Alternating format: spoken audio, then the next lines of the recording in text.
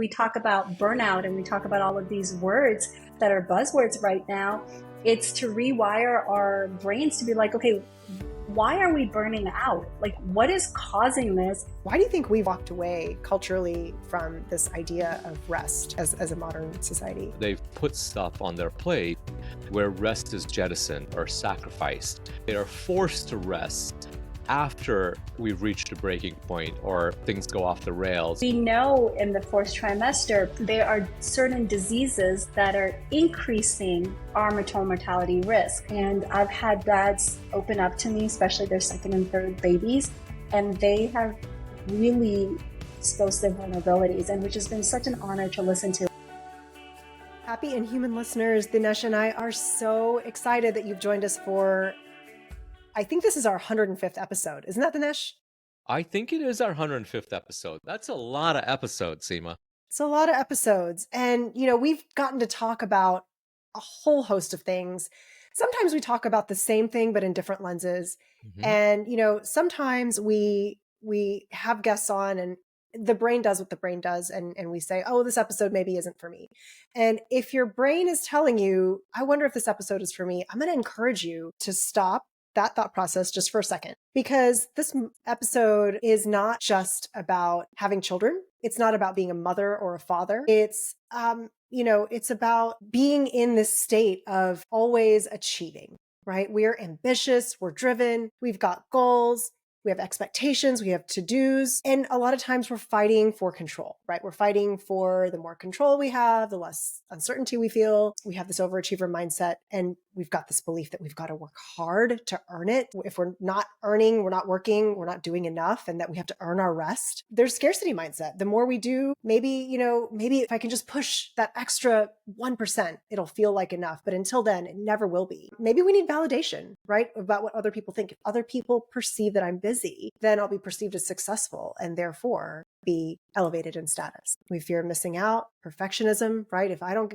do it, then nobody else is going to do it right. And then it's going to get messed up. So in every wake of life, whether that's professionally or personally, whether you have children or you don't, I think we experience this in some way, shape, or form. And that's why I'm so excited to bring on Dr. Sonal Patel. Sonal, welcome.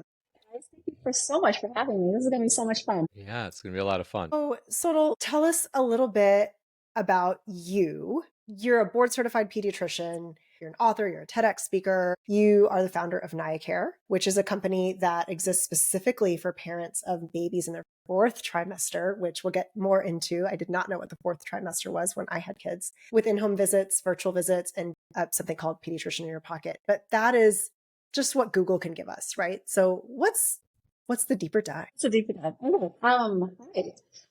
My name is Sonal. I think we should always start with that, with your identity of the name that you recognize. I've been married to my husband, who's been my college sweetheart. We've been dating since freshman year. He says 3 weeks, I say 2, but we'll give him the extra week of bachelor that he likes to hang on to. We are raising 4 boys, and we live in Golden, Colorado. I really like a good cup of chai, a good book, and a good movie. So good. What's your favorite movie? Oh my God, it depends.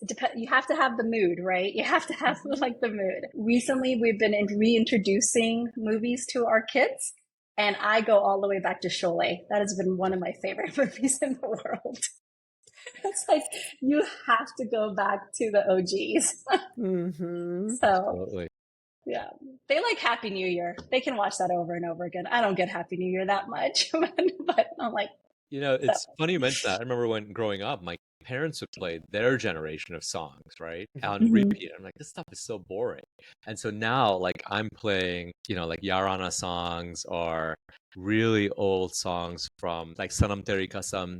And my son is like, what is this, Dad?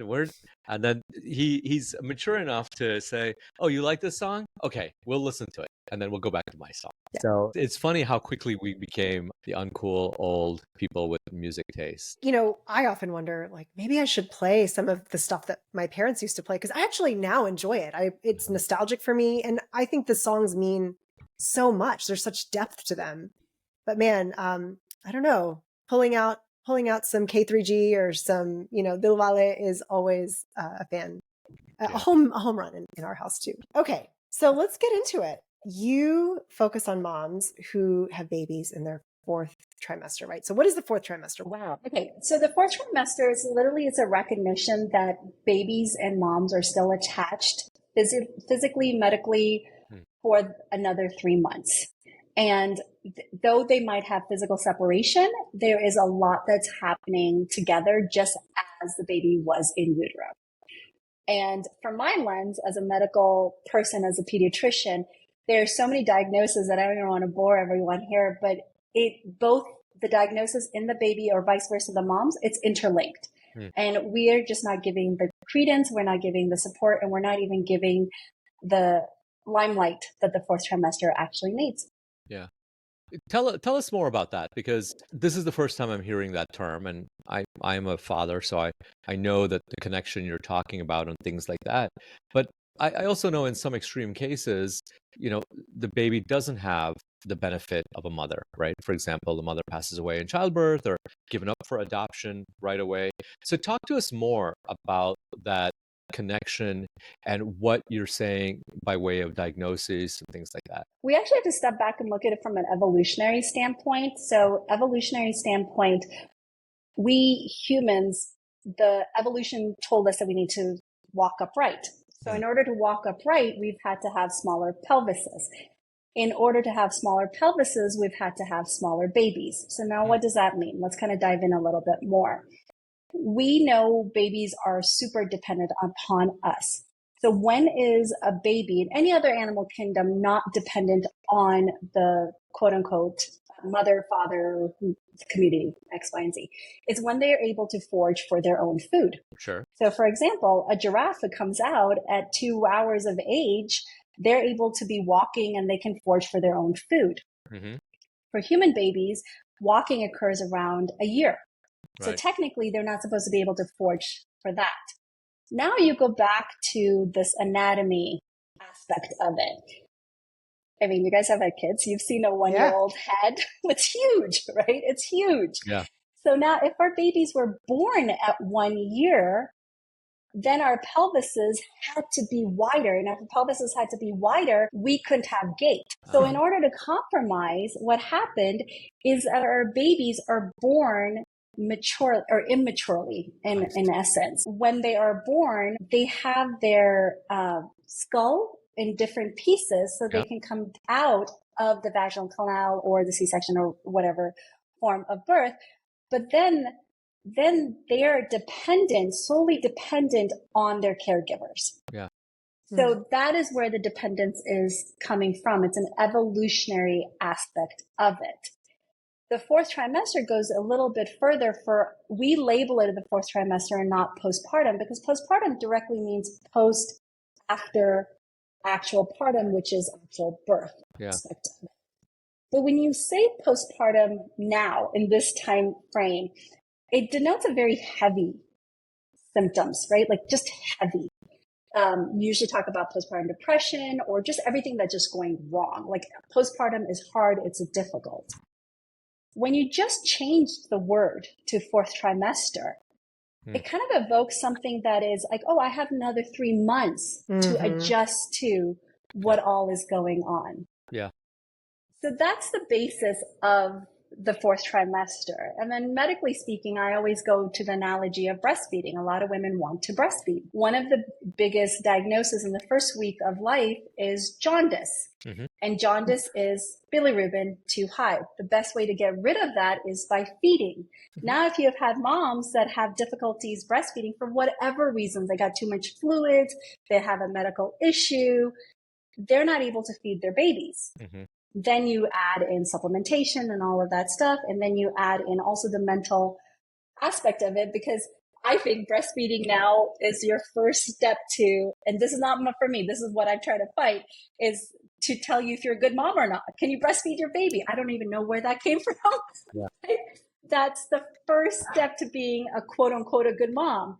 And so there's so much interlaced in all of that. And the more and more that we are looking into it from the medical standpoint, first of all, it's very, it's encouraging, it's delightful. And the other aspect, it's super sad. So why it's sad, let me just finish this whole thought process, is because one of the things that we're noticing is maternal mortality. Now, this is another number, and the United States has the worst maternal mortality of first world nations. Maternal mortality specifically says when a pregnant woman dies due to pregnancy-related causes. And maternal mortality is actually a GDP marker of socioeconomics. That's a whole nother story. But going back to this point of why this is so important is that we know in the fourth trimester, there are certain diseases that are increasing our maternal mortality risk.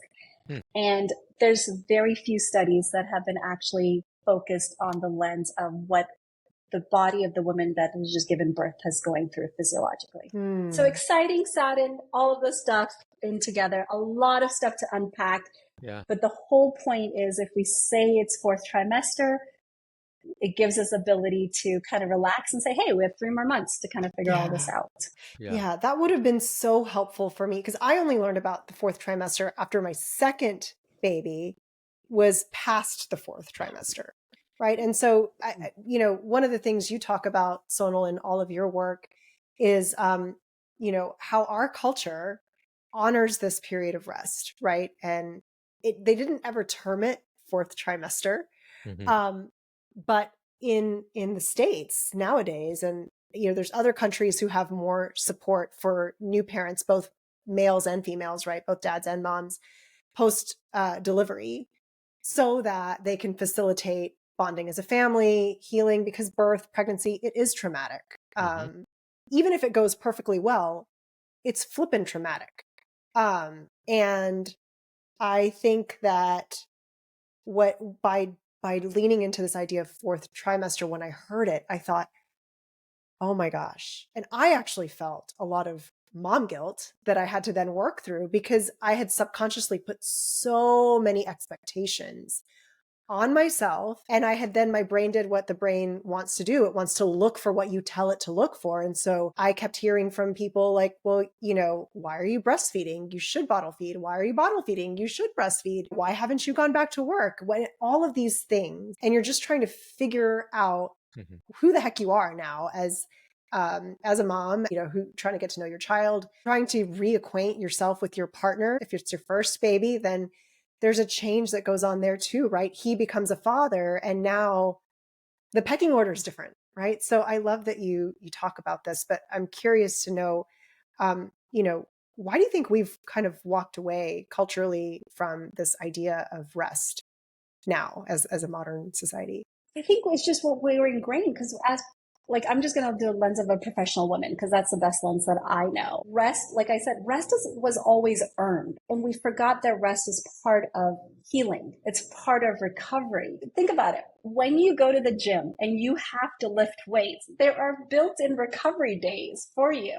And you just kind of go, oh, okay, I'm just going to recover today. And I've got to increase my calories and I got to do X, Y, and Z. Everybody knows this. Everybody knows this. But what we've forgotten to give ourselves is the rest periods while we're even doing any part in our world. So for example, now that I am a mom of 4, Saturdays and Sundays are filled with activities. Where's the rest and bonding in that?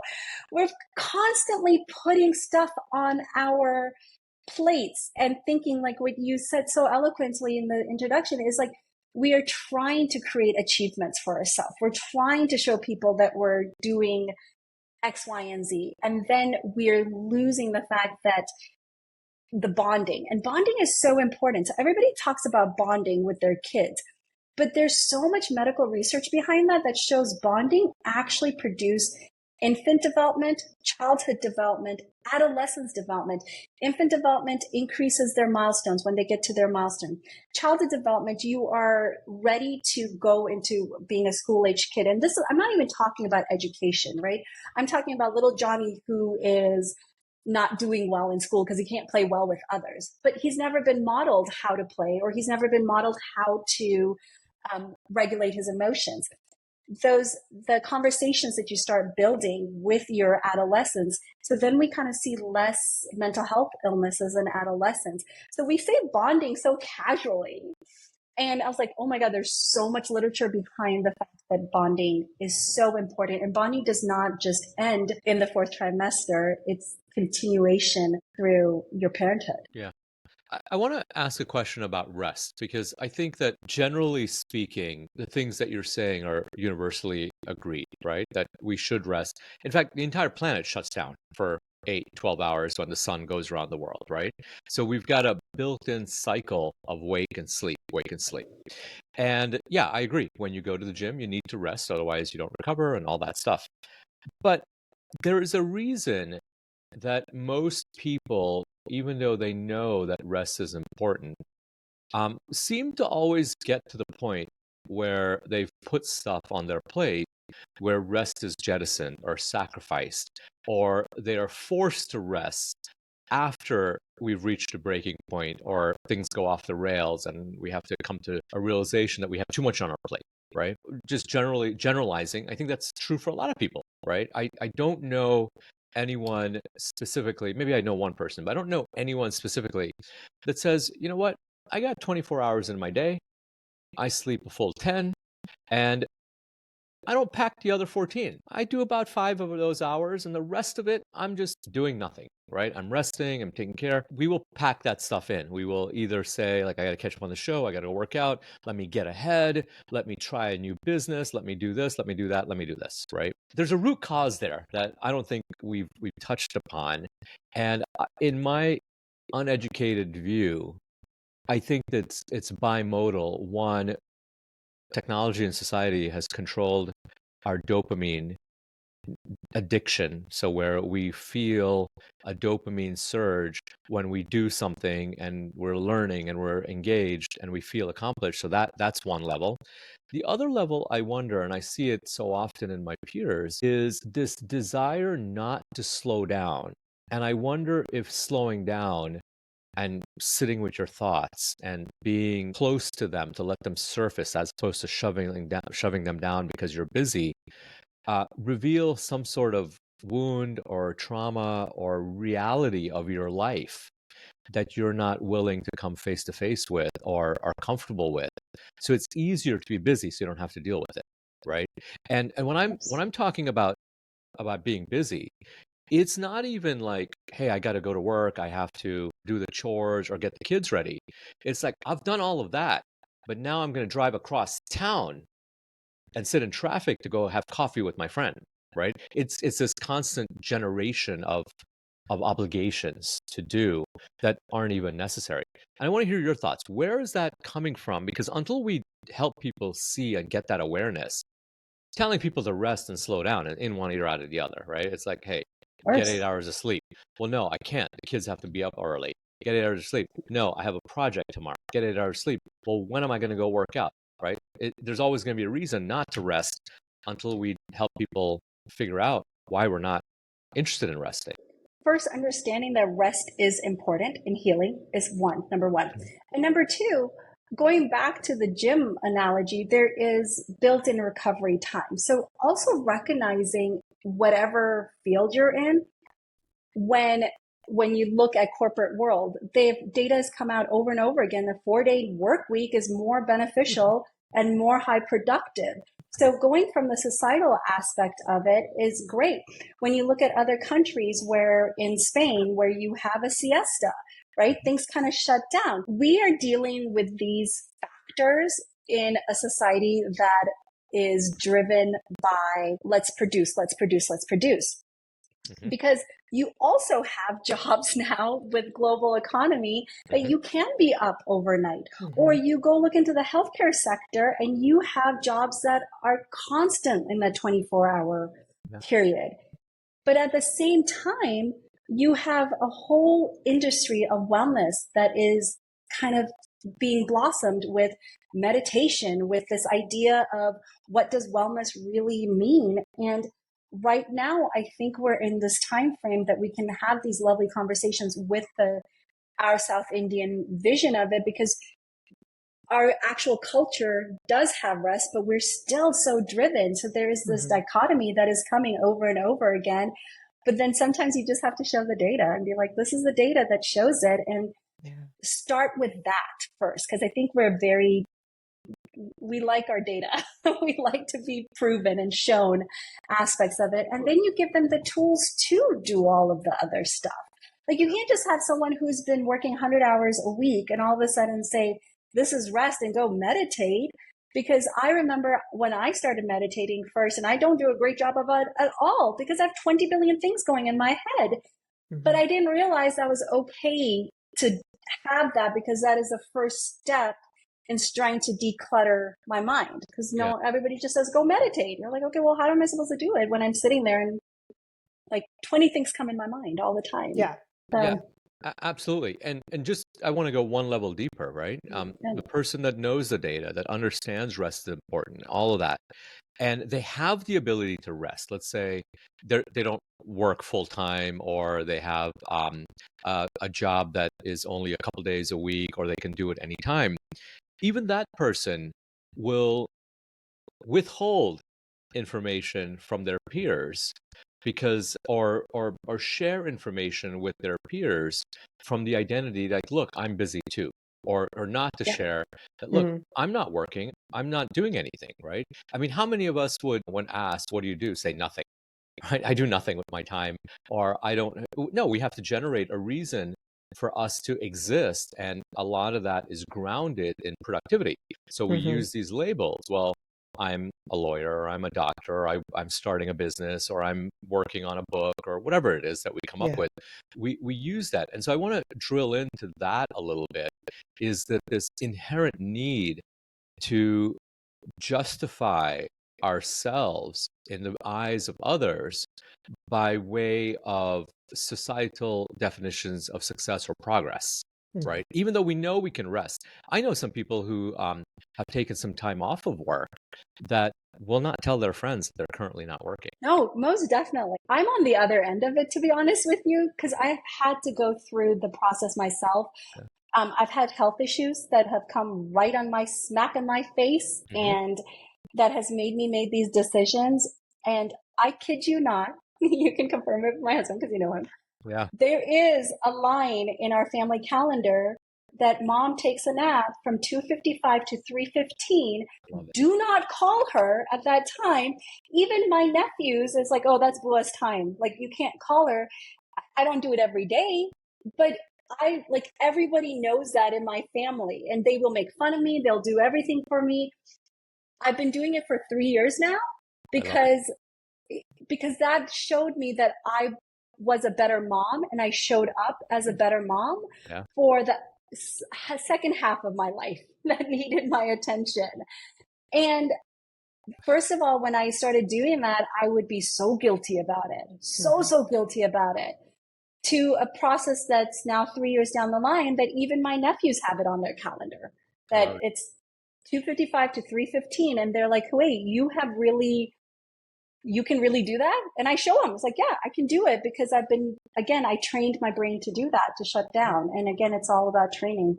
I love it. What I love about what you shared is we tell ourselves that the solution requires like a fancy app. It requires an investment, right? We need to acquire something. But in reality, the solution is to release all that stuff and just make the intentional, consistent effort to just be, right? You may not sleep for that time, but if you're lying down with your eyes closed, maybe that's good enough for that day. It doesn't cost you anything other than just a little bit of intentionality. And I love that you said that just slowing down for that little piece of time then actually allows you to get more done.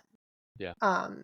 Absolutely. Or at least in a way that you're feeling good about how you're showing up. It doesn't do anybody any good if you're like, I'm going to power through, and then I'm going to snap at my kids, and I'm going to rush to get dinner on the table, and then I'm going to feel guilty that I took a shortcut, and now I'm mad because nobody's helping me clean up the dishes. Yeah. Absolutely. And, just as a sidebar, you mentioned really quickly that I know your husband. I don't even think you know the full story of how I know your husband. Obviously, we do real estate together. We know people together, but we've actually had lots of conversations, and we were that close to starting a business together. very close, and obviously it didn't go anywhere. But we were sitting there talking about this viable idea. Let's give Nimesh a shout out. We actually are business partners very remotely. We have investments in the same piece of property, and multiple times we have. So Nimesh, we got to get you on to the show, and for everyone knows, you can hear how accomplished and how wise Sonal is, and Nimesh is just as impressive. He's a trauma orthopedic surgeon who was absolutely instrumental in helping me when my mom needed a trauma orthopedic surgeon for a fractured IM rod in her leg, and needed to rip that out and put that back in. So the Patels are really great people. You guys should get to know them. You could have stopped by when Sonal, you're so wise. You could have just stopped there. You didn't have to continue. No, I have to say, No, I know. He's wonderful. I know that too. But you could have just stopped there. Yeah, but I got to tell you, I mean, we have always, listeners know we have a little bit of a pre-conversation to sort of warm up the formalities or get rid of the formalities before we start recording. And I thought the things that Sonal were saying were so wise and so well thought out that it's clear she's been thinking about this for a long time. It's clear she's helped a lot of people not wait for external permission to take what they need. And I think that's really what that comes down to, right? It's we're seeking external validation, we're seeking external permission, we're seeking someone to tell us it's okay to do something. And up till then, we're just go, hoping that someone sees us and recognizes us and says, you know what, you've done well, right? You've earned your rest, so to speak, right? We want someone to tell us we've earned it. But you're so wise in making those shifts for yourself at a very early age. So bravo. Thank you. But again, like what you mentioned earlier, I had to be forced to do it. Right. I had a health issue, and you're like, it's come smack dab in your face, and you're like, you can't do anything else until you address this. Yeah. But that's the whole point. It's like, when we talk about burnout and we talk about all of these words that are buzzwords right now, it's to rewire our brains to be like, okay, why are we burning out? Like, what is causing this? And again, recognizing, like we talked in the pre-interview about recognizing the value of time and how we can address that versus there. Yeah. One thing you talked about, Seema, was like the apps and stuff like that. One of my rules in the fourth trimester, because I'm lactation as well, you can't work with an app because an app tells you absolutely nothing about breastfeeding, as a pediatrician would want to know. Yeah. So again, for parenting, there's so many apps and there's too much information out there that it really takes away from what you think should be right in that moment in time, as opposed to kind of keep comparing. Because again, technology is great, but it keeps comparing you to something like, so that's actually one of my number one rules. It's like, you will not be using an app when you work with me. Yeah. Yeah. And I think that that's so valuable. I birthed my children and raised the younger part of their years was really pretty app free, just because the smartphone was still, it was out. We had apps and things like that, sure, but I never really got too much into them. And I'm thankful that wasn't really a part of how how moms did things back then. But I can see how, we consistently, as we've all said in this conversation, we kind of look around to say, well, what is everybody else doing, right? Like, are they doing something over there? Are they doing something over there? Have I missed out on, if everybody's using this app that's supposedly so helpful, am I damaging my newborn's potential for success? Am I not being a good mom if I don't subscribe to this like thing that's out there, right? So I love that you really are very clear about, let's cultivate your parental intuition, because I know you do work with dads too. Your intuition and what your sense of what is right for you, whether that's in the lens of parenting, and for listeners that don't have children, don't plan to have children, had children a long time ago, whatever it may be, this still holds true.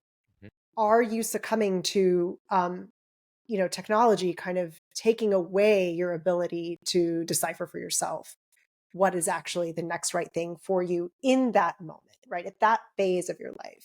I think that, if we take a step back, like you were saying about the apps, child rearing and parenting is not new. This is a problem that has been solved many times over. Look at us, right? We're here. But there's this this deep insecurity within many of us, or all of us, I should say, where we think that the things that we desire can be solved by an external. So let's say you're a golfer, you want the latest golf clubs because that's going to make your game better, right?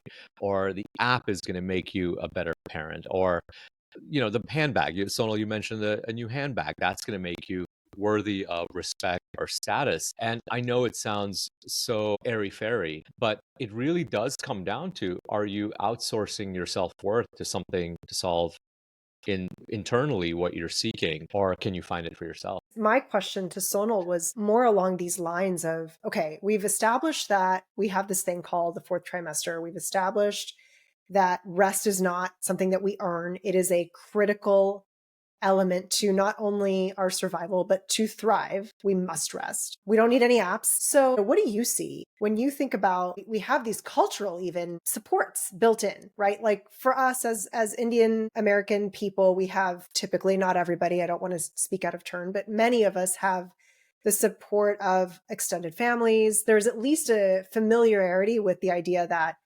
that family does come to play. Importantly, I know you also talk about Ayurveda, right? Like about food and the importance of what we're eating, when we're eating it, how we're eating it, that quite honestly, we tend to dismiss. We say like, oh, that's like old world stuff. That's Indian stuff. Ew, like you're going to break my flow. And we continue to dismiss it. Why? Like, what's going on there? Why do we insist on taking the harder road, even though what we're being offered is an alternative that may actually be better for us? Mm-hmm.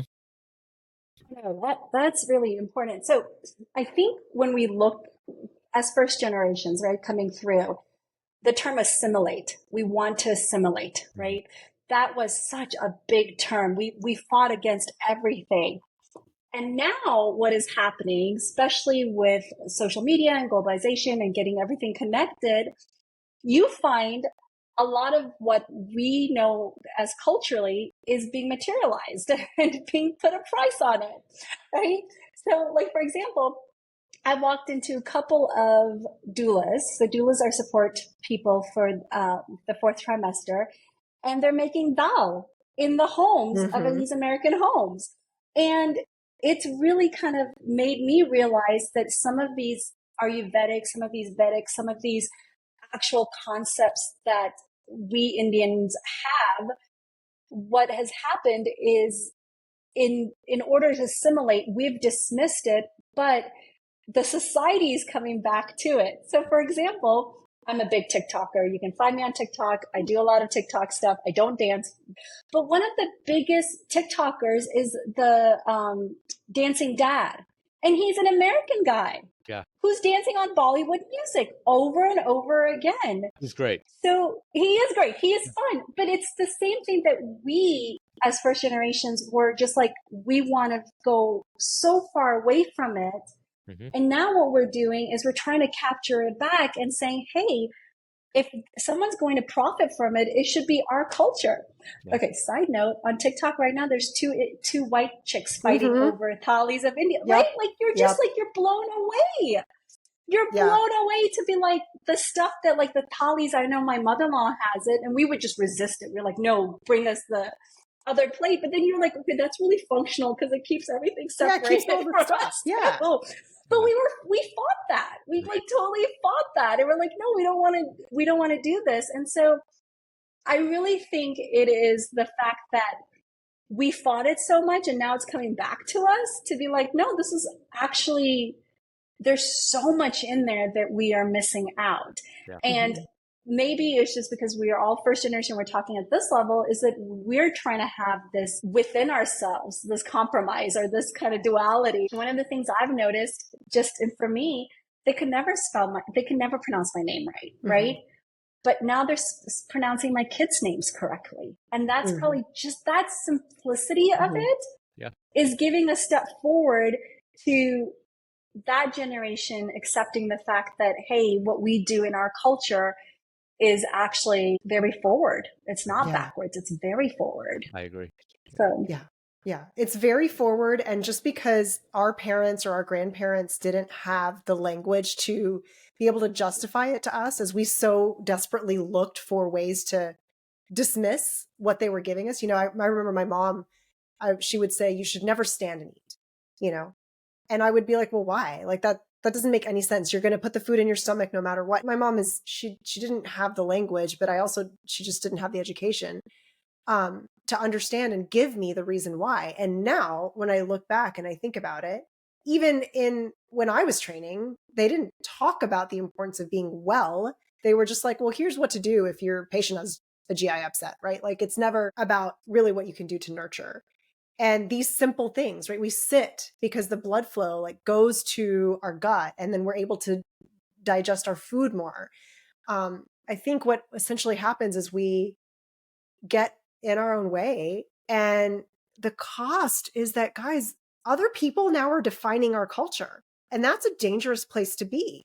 I've seen it time and time again where it's misinterpretation, it's misinformation about what it is that we do, how we do it, why we do it. The time is now to look at our cultural practices and don't take on what doesn't make sense to you, but please do your due diligence and own it with pride, so that you don't have other people from other cultures trying to like assimilate their way in and take what doesn't belong. That's just my little soapbox. I was very much thinking about these I'm not on TikTok, but I heard about it through Instagram and I had feelings.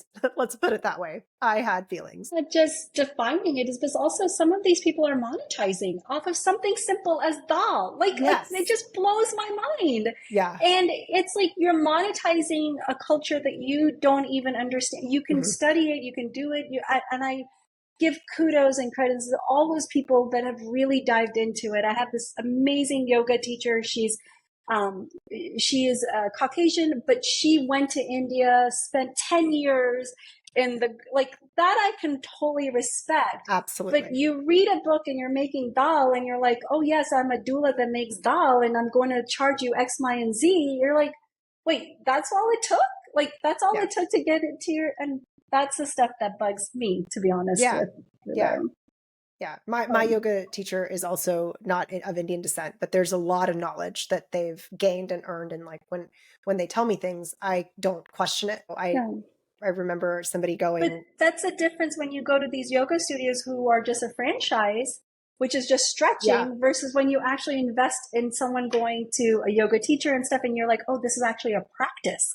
It's just not simply stretching. This could be a soapbox that I would stay on if you didn't pull me off. So don't get me started on turmeric either. Good God. Oh, some golden milk, $14.95. Oh, deep breaths. Yeah. But I actually did, and Dinesh, I don't want to take over the conversation. If you go to Sonal, your website, and you just kind of do the about, right? Because you offer so much. So I wanted to give you some space. And I know Dinesh is always amplifying other people's work. And so take a minute and tell us, what is Pediatrician in a Pocket? All the things. So NayaCare, Naya was always my girl's name because I have 4 boys. So just wanted to give a shout out to that one. What we do is we recognize the 4th trimester. You guys are in survival mode. So instead of literally you seeking for resources and medical care, we bring the care to you at your doorsteps. We have in Denver, we do in-home visits. So we literally are your pediatrician for the first 2 months. So you do not have to take the baby out. Our appointments are usually about 60 to 75 minutes long, 75 minutes usually for the first time mamas. And there's 4 components to each visit. One is complete medical newborn care, literally bringing the clinic to the house. What could be done? We've done in-home phototherapy before. We've done blood work, all of that stuff. So we do a whole gamut. Next, we talk about lactation and feeding. We call it feeding consult. So it opens up the dialogue for what formula and supplementation looks like, because sometimes people are scared to tell their pediatrician they're supplementing. So that's built in. Then we talk about, we focus on moms. So going back to the research, we know the foundation, if the foundation is solid, infant, childhood, adolescent development is going to be great. So not only the mental health aspect of it, but the physical aspect of it, because there's so much data that's coming out that we're missing out in maternal mortality. That could be a whole nother conversation. The most important part of it is also to recognize, when you mentioned earlier, Seema, is birth trauma. and it's traumatic, but there's no space for women to talk about what happens because they feel like it's an overburden. But we start with like, how was your birth? Because that gives them right away the validity that you went through something massive. So those are the 4 appointments. And then the last one is safe sleep. And we talk about safe sleep because a lot of families don't tell their pediatricians how they're sleeping. And there's there's stigma behind some of the cultural practices as well. And we open the dialogue with that. It has been a wonderful practice in that sense. So that's the in-home part of it. The virtual part of it is a pediatrician in your pocket, is we're basically consulting, another consulting aspect of it. That's part of it. And then lastly, now that I've been doing for 6 years, which is amazing, that I've been able to talk to dads a lot. And I've had dads open up to me, especially their second and third babies, and they have really exposed their vulnerabilities, and which has been such an honor to listen to it. I've had one dad that has completely said, I saw my daughter die. I don't know how to handle it, because they had needed some CPR. And to open that dialogue and get the fathers involved in it as well, we have this whole, when we do those visits too, it's about 3 to 4 visits, but built in is how to go back to relationship building and what that looks like in the 4th trimester. So there's a lot of really amazing nuggets that are built into all of this. And we really do look at it from the whole family rather than just the baby. And that's one thing that we were trying to change, is that postpartum care is just very baby heavy. Yeah. And we're missing out on the moms. And the dads. And the dads now. Now the dads. It's amazing. So it sounds like what you've done is return to like yesteryear, where like the doctor came to your house and you've detransactionalized the care, the medical care and the support that moms and newborns get, as opposed to sort of a insurance visit that we'll pay for, right? And because our pediatrician's here, and my wife is a pediatrician, so we would go, and it's a weighing and all that stuff. But it felt like a doctor's appointment. But what you're bringing back is sort of this village of someone to come to your house, come to where you are, and provide untransactional, like the opposite of a transaction, opposite of a well visit, and more holistic, well-rounded care, recognizing that this is a time of transition and change and newness, not just everything goes back to normal at a finite event. There isn't an event that marks the birth. It is a time period that marks the birth. No, most definitely. And I'm glad you brought up this idea of a village. We're only bringing one aspect of the village. Again, when we say the village, what the other thing that I do a lot of, I love advocacy, I love policy. And one thing is that what happens is that I remember talking in one of these talks, and they were like, oh, so you could do everything. And I was like, no, I'm not the sole person. And it's terrible to do that, because again, you tell women that you need a village, but you're solely putting out one person to be the village. Well, that's not a definition of a village. So we're bringing the medical aspect of it. We're telling them holistically the whole concept of rest, the whole concept of recovery, of how it is important. And here's the beauty of it. Because I'm a pediatrician, I'll be like, oh, it's infant, childhood, adolescent development. If you invest in this time period, and they're like, oh, a pediatrician was worried about this. Right. If I don't do X, Y, and Z, and it can't, and I'm my worst patient too, right? Because doctors are the worst patients. But if my doctor told me to do something, I would do it, because I'm also a people pleaser. I want to be like, yeah, I want to check this off. Sure. So my husband might say it. I would dismiss it. But if my doctor told me to do X, Y, and Z, I'm like, oh, I've got to check that box out. 1,000%. I remember when Monsi was with both my kids, I couldn't get to the full year of breastfeeding, and I had a lot of issues about that. But I remember when the second time with Monsi, and the doctor, I told her, I said, well, I just feel like I'm failing as a mom. And she looked at me and she said, if you continue to try to breastfeed her, you are not going to set her up to be able to grow. So I need you, the doctor, look at me. She was like, look at me. And it was a really awkward, because at that point I was nowhere, in my personal development that I am now, but it was really awkward. But the one thing she did for me was she looked at me in the eye and she asked me to look at her in the eye. And she said, I am giving you permission to formula feed your child. I'm telling you to stop at CVS on your way home. Here's the formula I want to get, I want you to pick up, because otherwise we're going to have a whole host of other problems. And just to your point, right? My husband also is a pediatrician, and he could have said it and I would have been like, but you don't know. Good moms don't do that. Right. But just that freedom to have the doctor look at you and see the struggle and acknowledge the struggle and say, and also so powerful. And it's not what we get in our insurance, fee for service, whatever, transactional medical care. So I love that you're out there providing this for people in a way that feels really good and warm and like a ray of sunshine.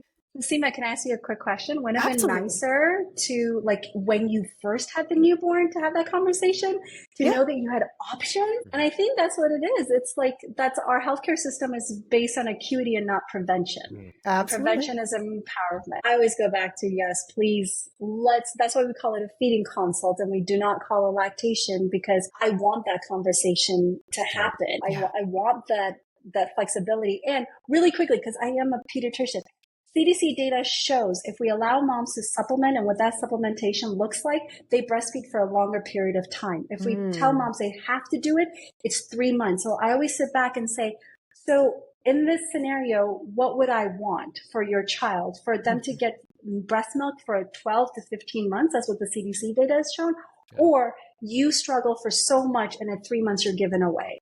And so then it's really lovely to have those opportunities to bring the data back and say, this is the reason I'm having this conversation with you. Yeah. And so many moms, I know I did, even as you said this, I was like, my God, I don't think I ever thought about supplementing. I was always like, you're either breastfeeding or you're not. And the idea that both can exist and both can hold value. I mean, how liberating is that? Which is why the Happy and Human podcast exists. It's to highlight the things that people like Sonal are doing and really making institutional change in the way we think and the way we do things, because the people and the society that's going to feel that benefit is not going to be, it might be immediate, but mostly it's going to be felt later on down in life. Right? Absolutely. So good. Sonal, you're a friend that none of us knew we needed, but you are that friend. I'm so glad that we got to have you on the show. We have a bit of a wrap-up tradition here where Seema and I go through some predictable questions to our listeners, and we'd love to have you play. I'm game. Let's do this. Well, I'll start off and then Seema will ask you probably the best part of the show. So we live in a world of instant gratification, right? We want change. We want it now. What's one thing through any part of your life, whether it's related to NayaCare as a pediatrician or as a mom or anything, that you know that if our listeners do right away in their life today, in short order, their lives will be better? Eat the food that you want. Seriously. Stop worrying about those stupid calories. It's all stupidity at the end of the day. Literally, if you're feeling a piece of cake, eat that cake. Maybe a couple of bites will satisfy you and you don't have to eat the whole piece. Stop resisting that internal gratification that makes you feel alive. Yeah. And if my son heard this, he would be like, Sonal auntie just told me to go eat cake. So, well, I think it's great advice, because there is a real thing called deprivation. And when you're deprived and you're focusing on the things so much that you're deprived of, your willpower is ultimately going to give out and you're going to dive headfirst into the thing. And I think that so much of what we talked about is the ability for adults to parent themselves at the end of the day. If my kid asks for a lollipop enough times, I'm going to give in to it. Right. So if you're depriving yourself enough, you're going to give into it. So I think that's really good advice. As if you want the thing, just eat it. And then ultimately, if you eat it a lot, you'll get sick of it. I mean, just like a song, it's your favorite song. You play it on repeat over and over and over and over again. For some people, it might be tequila in college, right? You drink it so much, you never drink it again. So I think that's really, it's a little bit of a tongue-in-cheek response. I appreciate that, but it's really, really good advice. Yeah. For sure. That tequila reference did hit home. Like, I can't do it anymore because that was my drink. Like, now my sisters-in-law will be like, hey, do you want this? Like, just to poke at me and hear me go, what? No, thank you. Okay, so this is my favorite part of the show, which, listeners, if you're new, welcome. This is the part of the show that's called Ask It Forward. So, Sonal, as you know, somebody has left a question for you, not knowing who you are, what we're going to talk about, any of that good stuff. So you get to answer that question on the spot. You don't know what it is.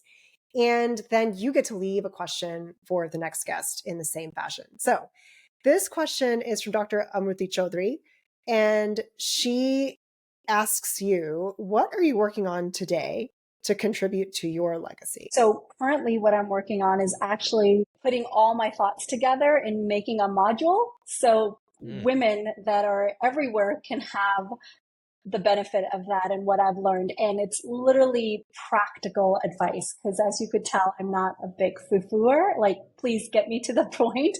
And then I can figure out, oh yeah, that was a little bit of a practical advice. So that's what I'm working on is my professional module that should be coming out in May. So congratulations. Yeah. Thanks. We can't wait to support you on that. Yes. Thank you. Yes. Listeners, stay tuned because we want you to have access to that. And if you know of any, maybe you're not a new mom, but you know of people that are birthing tiny humans, I'm sure it's going to be a great resource that, gosh, I wish I could go back in time and like have access to all of you. But too, this is a long journey. 4 years, 4 boys. It taught me a lot. Exactly. You've done this with 4 different humans, each of whom is probably uniquely different. And, each child, I know Dinesh and I laugh about this all the time because he'll tell me like, Jayan's one way, Sanvi's another way. I will have the same, it's just each kid is just their own rainbow. It's invaluable what you have. Okay, so you now get to ask the next guest. What is your question? What is an Indian comfort food that you think should be popularized as much as mac and cheese is? That's a good question. And you can't say like curried mac and cheese. That doesn't. No, that doesn't count. Can't, like, comfort food's mac and cheese, but what Indian food do you think yes is a comfort food? I'm a big dal and rice with ghee. Like that is my comfort food. Seema, what about you? What's mine? Yeah. Oh gosh. Well, I have several. When I'm sick, dal bhat is my favorite, or khichdi. But generally, I really am a fan of like tofu tikka masala, paneer tikka masala, or saag paneer, even just chole bhature. Oh my God. And now I'm like, do I need to go to Desi Brothers and grab some chaat or something? I don't know. Chaat is also a good one. Like, that's so good too. I love their chaat. So good. What about you, Dinesh? Yeah. What about you? That's a good question. I want to pick something that you just can't get at an Indian restaurant. So I'd probably go with like aloo paratha.